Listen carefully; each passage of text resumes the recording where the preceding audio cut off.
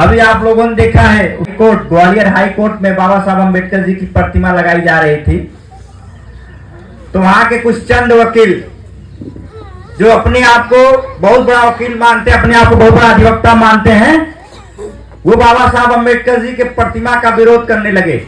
बाबा साहब को अनाप शनाप गाली देने का काम किए। लेकिन जब उनको ऐलान हुआ कि 15 अक्टूबर को अम्बेडकरवादियों की ताकत वहां जाएगी, एसटी एससी ओबीसी के लोगों वहां जाएंगे, तो मनुवाद का बिच्चा, वो जातिवाद का पिल्ला, वो माफी मांगकर मांगने लगा कि मुझसे गलती हो गई, मैंने बाबा साहब को अभद्र नहीं बोला, मैंने अपनी भावना को रखा।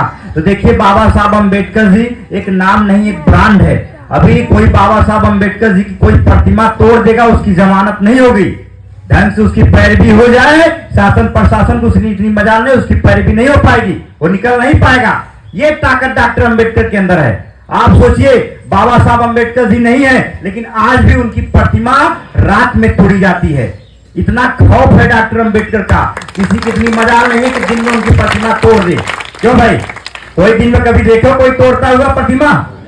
जब भी देखे होंगे आप, तो बाबा साहब अम्बेडकर जी की प्रतिमा रात में तोड़ी जाती है, क्योंकि आपको एहसास होना चाहिए आपके महापुरुष की इतना खौफ है, इतना डर है कि मनुवाद के बच्चे रात में प्रतिमा तोड़ते हैं। तो आप सोचिए, उनका इतना खौफ, तो आप उनके वंशज हो, आप उनके अनुयायी हो, आप उनके मानने वाले हो, जिनको आप अपना आइडल मानते हो, जिनको आप अपना भगवान मानते हो। तो सोचिए, जब आपके आइडल की इतनी शक्ति है, इतनी ताकत है, तो आप भी तो उन्हीं के बच्चे हो। अपनी इस ताकत को समझो, इस ताकत को समझो।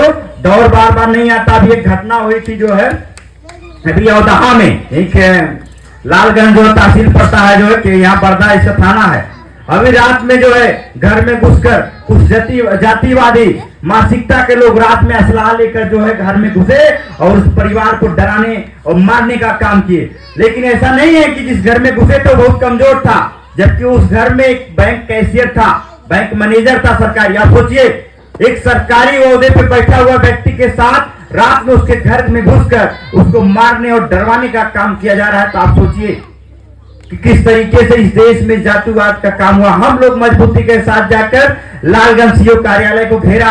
अभी आपकी घटना हुई थी नेवादा में, वहां भी हम लोग जाकर प्रशासन को वहां जाकर सीओ कार्यालय को घेरा, तो वहां जाकर आरोपी जेल में गए, उनके ऊपर मुकदमा लगा। तो ये ताकत देखिए संगठन से पैदा होती है। जब आप अपने लोगों को सपोर्ट करेंगे, अपने लोगों की ताकत बनेंगे, तो वो बड़े बड़े हस्तियां हो, चाहे कोई हो, मुगले आजम हो, प्रधानमंत्री, मुख्यमंत्री हो, आपके सामने झुक जाएगा। लेकिन जिस दिन आप लोग अपनी ताकत को नहीं समझेंगे, तब तक ऐसे शोषण, ऐसे अपराध, ऐसे बलात्कारी, ऐसे लोग आपके साथ हमेशा शोषण करेंगे, आगे बढ़ते जाएंगे। तो ये जुल्म के खिलाफ आवाज उठाइए। बाबा साहब अम्बेडकर जी के सपनों को पूरा करना है तो सबसे पहले अपने बच्चों को एजुकेशन, शिक्षा के रास्ते पर ले जाने का काम करिए, और शिक्षा के रास्ते के बदौलत आप लोग समाज में उन्नति करने का काम करेंगे।